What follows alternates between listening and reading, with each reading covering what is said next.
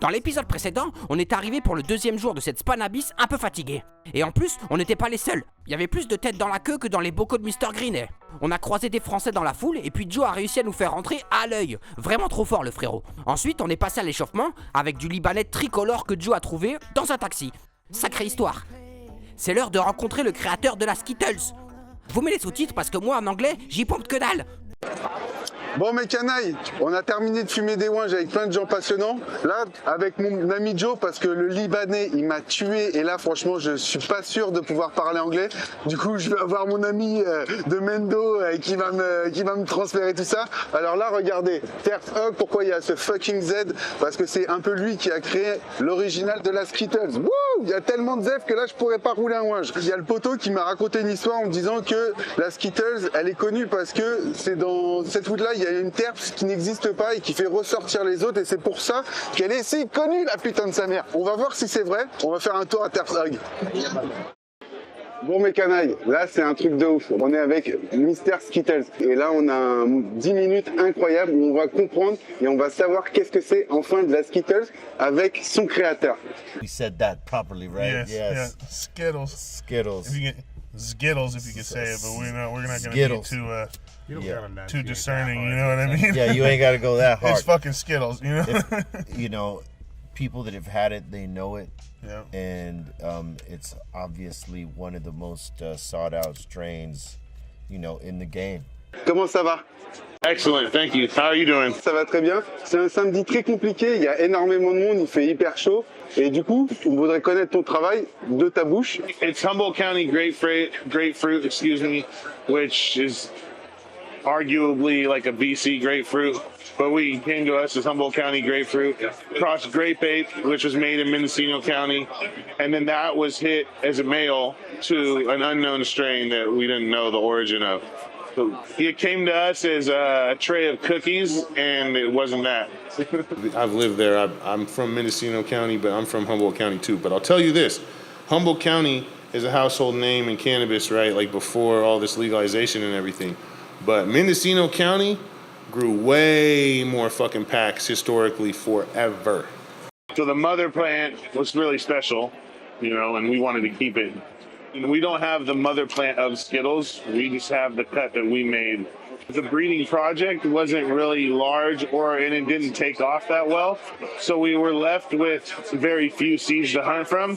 But luckily what we found is what you see today. I guess the gods were with us on that one. It's usually we'll do like projects outdoors, you know. On our feminized project recently, we did it indoors. We did an open pollination with a Z reversal. So we reversed Z onto like 19 different strains, and we did that indoors in a controlled environment. And so we do both. Kind of depends on what we're smoking. I honestly believe that there's always anomalies, but for the most part, if you're smoking resin and you want like rosin or like bubble hash, outdoor starting material is going to beat out indoor material every time. A lot, you know, there's very few and far in between of like indoor growers that grow fully organic. And even if you do, I think on a commercial level or like a more like streamlined level, unless you're growing like small batch, soil grown, organic indoor, I don't think that you can compete. I don't think you can compete at all in the resin category. I think outdoor or sun grown, you know, even if it's in a greenhouse, is going to be better for rosin or concentrate every single time. On the flip side, I've had strains that I've smoked for flower that I was super excited about, like cookies, for example, where when I got that cut early on, I was really excited to grow it, and I grew a bunch of it outdoors, and within the first half ounce, I smoked in my own shit.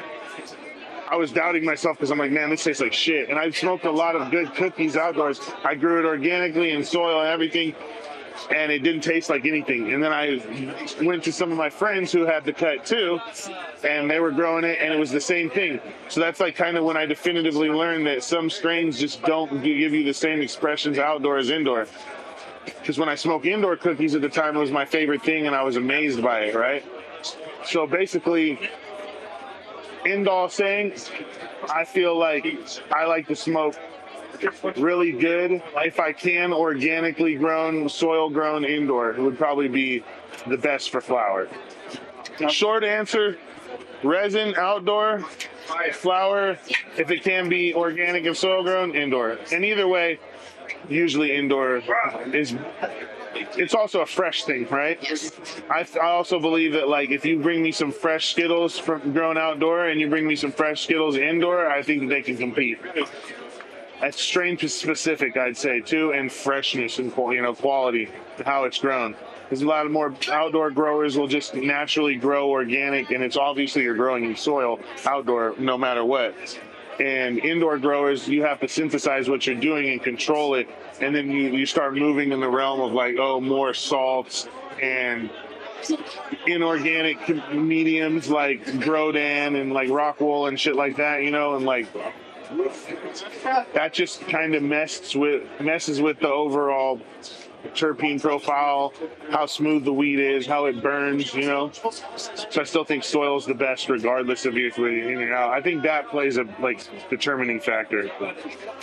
Quand il a eu la première fois la Skittle entre les mains, direct il a eu le sentiment que cette weed allait changer le game, parce que vraiment aujourd'hui c'est incontournable quoi. Comme une Chemdog, comme pour moi c'est vraiment comme une cheese, c'est vraiment dans les. Est-ce que ça il l'a su de suite quoi, ou c'est venu un peu avec le temps? When we smoked Skittles first, yes. Because we already were infatuated with the mother of Skittles and how it tasted, right?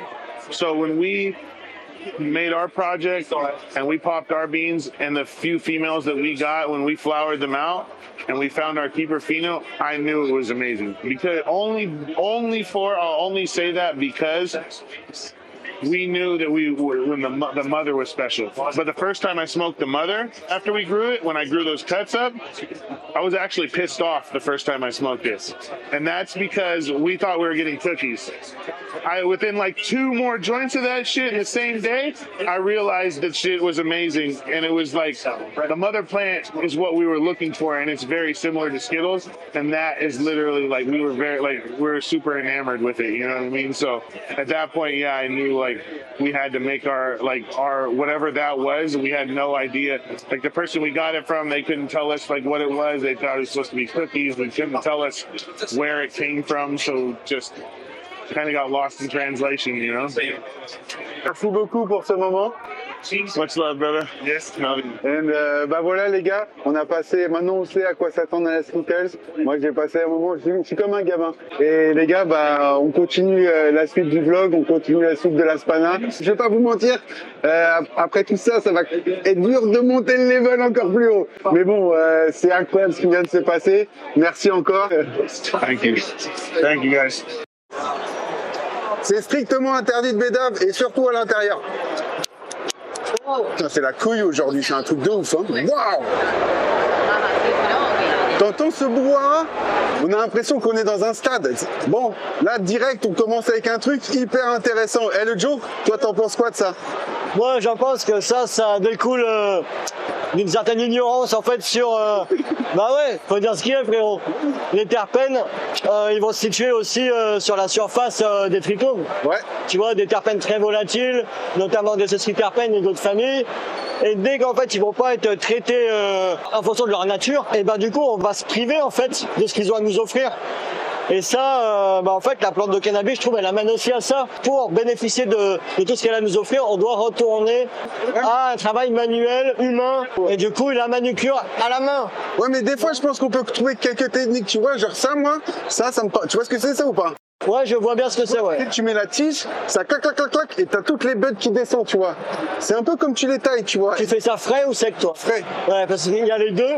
Et je trouve qu'en fait, moi qui ai eu une petite expérience depuis quelques années dans le CBD, on a des fleurs qui sont récoltées trop tôt et pas compactes. Et en fait, ça vient flinguer un tiers de la récolte en frais. Par contre, si on parle vraiment de gens qui font de la fleur à fumer, assez bien faite, compacte et tout, ou alors certaines variétés compactes, même bien faites, elles sont pas toutes compactes, là ça va passer. Frère, t'as roulé un joint de Libanais là. Non, ça j'ai roulé un des trucs que je suis en train de tester pour la Organic Cup. Ouais, mais c'est une singerie là. Mais je crois que c'est celui-là le gagnant, mais j'ai regardé frérot. Eh, gros, je viens d'avoir une fumée dans la bouche, j'ai fait what? Je viens de fumer du hache. C'est quoi ce que tu fumes? Tu veux que je te le montre? Ah, on le verra après. Mais là, laisse tomber. Juste, ça excusez-moi les gars, parce que là, il fume un ouage de shit à côté de moi, alors que j'ai de la Mendoza. Là, c'était trop fort. Mais lui, une bonne note à celui-là. Ah, lui, il est sur le 2 premiers, lui. Ça, c'est vraiment les trucs industriels qu'il faut éviter, les gars. Dès que vous voyez des récoltes avec ça, bah, vous êtes des feignants et c'est pas ouf. Il faut à la main. Ça, encore, peut trouver une utilité. Moi, ce que je préfère dans tout ça, c'est la mieux. De tout ça, c'est le mieux, ça. Donc, tu vois, Ouais. nous, le gars, il en a amené cette année, Ouais. un gars à qui j'ai fait du consulting, du suivi de culture, l'accompagnement. Et en gros, il y a un matin, il nous a amené ça. On a devenu un peu vert parce qu'en fait il a eu des difficultés, il s'est fait torpiller par la banque, le CBD, l'industrie, et en gros il nous a ramené ça un matin, ça galérait à nous payer déjà, et on fait, tu me connais, j'ai vu ça, je fais non mais mec t'aurais mieux fait de nous acheter à manger. Et là, on a essayé, on a essayé, c'est simple, nous qu'est-ce qu'on faisait? On récolte le matin, tu connais, on a mis en cagette, on a ramené au labo, on a voulu passer ça. Ça a remplacé un process qu'on faisait habituellement, comme je faisais à Mendo, c'est-à-dire qu'en fait on les prend dans la cagette, on enlève les grandes feuilles et on les met au séchoir. Et en fait on a comparé, mais le temps que ça prenait, et en plus le problème c'est que ça venait à un moment toucher les têtes. Ouais, bah, t'as toujours un peu de résine par-dessus, tu vois. Non, mais en fait ils étaient un peu plus fins. Je pense que tout va jouer sur l'écartement et ta variété. Bien sûr. Mais à la main, frais le matin. Frérot, toi, c'est Arafat pour tout ça, je suis d'accord. Mais ça, c'est la meilleure si tu vas pas toucher la tête et que tu fais gaffe. Mais alors, qu'est-ce que tu fais après? Tu vas sécher, ouais. Mais tu auras toujours les bases de grandes broches qui vont rester, tu auras coupé avec du verre fin. Alors que la technique que je te dis, comme on faisait à Mendo, c'est frais, c'est le matin, elles se cassent toutes. Ouais. Tu les as toutes enlevées, mais véridique. À deux, ça prend moins de temps et c'est mieux. Et en plus, t'as même pas touché la tête. Bon, allez, vas-y, on va aller voir autre chose. Oh putain, c'est chez nous ça, Super Side. Ah ouais, mais ils ont dû s'en sécher, merde. Viens, on va les interviewer. C'est la première marque de Living Soil que je vois pour l'instant. Donc je dirais totalement new. De ce que je vois, ça a l'air d'être des Anglais. C'est pas mal à checker. On ira voir. Je vais aller prendre un petit prospectus et je vais vous dire ce qu'il y a dedans. Mais déjà le Joe, il nous a niqué le truc parce qu'il a vu je sais pas quoi des animaux morts là-dedans. Du sang séché. You speak English? Yeah. Where you come from? España? Okay. Oh, okay, nice. We are a French TV show. Okay. And can you explain to me in 2 seconds your amendment? We have different things. Raw materials. Okay. And then we have mixes, special mixes for compost tea, for growing and flowering. Okay. Then we have one product to make start to doing the living soil, and another one with all the nutrients for the flowering. So it's ready to use for people that they don't have a lot of knowledge. You want some samples? Yes, of course. I work in Living Soil. You know Demeter system? Yeah. I work with this. Can I show you my weed? I work in organic. So yeah.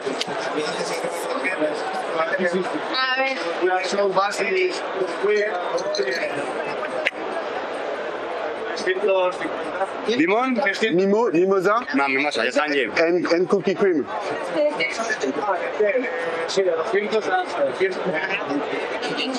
More resin, eh?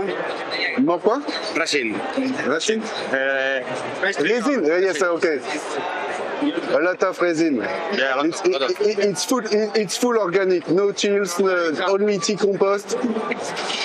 See my weight.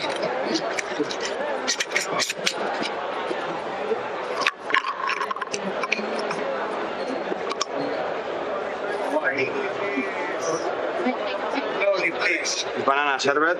Banana sherbet. Ah. Ça sent bon. Ça sent bien la banane. And this is ranch. Ranch? Yeah. Yeah, I know. I have this one. Oh, nice. Putain. Ça sent. Ça sent bien la ranch, le fucking bonbon. Gracias. Normalement, je suis équipé pour que dès qu'on passe un petit goodies, bang, bang, bang. Parce que je suis peut-être un fonce-dé, mais sur ce truc-là, je peux être organisé. Tu vois? Et comme j'ai du nez, je la retrouverai.